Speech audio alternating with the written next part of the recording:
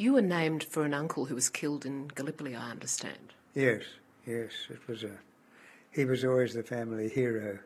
We spoke of Uncle Laurence, always with enormous respect, and it devastated my grandmother, his mother, because the thought that he went off at a fairly early age. He was killed within about 4 or 5 days of the landing, and we always revered his memories in the family.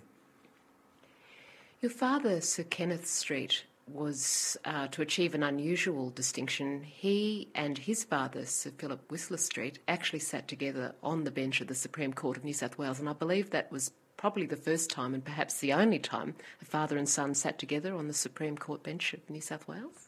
I think that's so. I believe that's so. And one witty member of the bar at that time who was appearing before them addressed the third member of the bench as the Holy Ghost. Father, son. He was sufficiently senior to get away with it. Would he have earned a frown otherwise? Oh, I think so, yes. How much of your father's style and approach to the execution of jurisprudence do you think you inherited? Subconsciously, no doubt, a very significant degree of standards, but consciously I'd have thought, no, I was always my own man. See, I went off at 17 to World War II, came back and did my law course, but I was a bit of a rebel within the family. Like your mother? Yes. But in a constructive kind of way.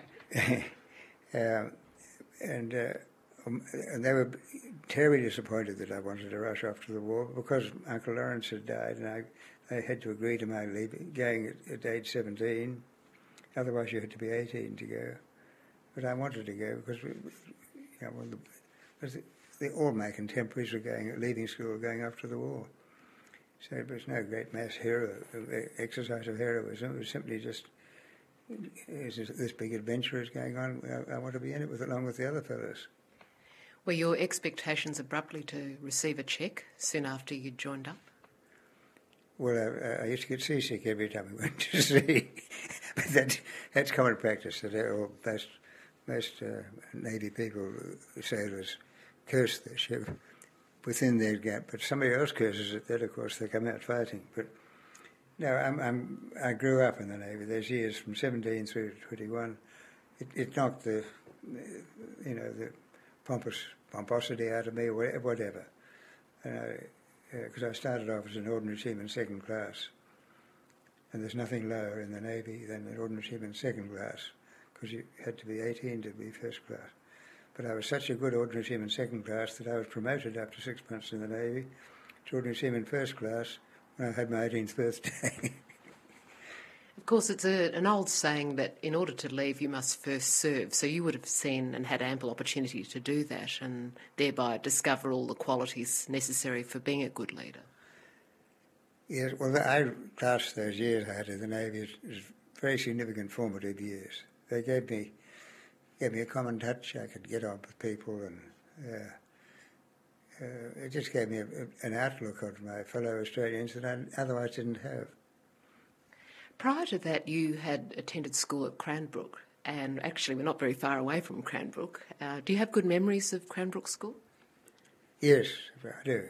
I made lots of wonderful friends there, and a magnificent headmaster called Hone, H-O-N-E, who was later went to Geelong Grammar as a headmaster, and he was knighted in recognition of his services to education in Australia, Sir Brian Hone.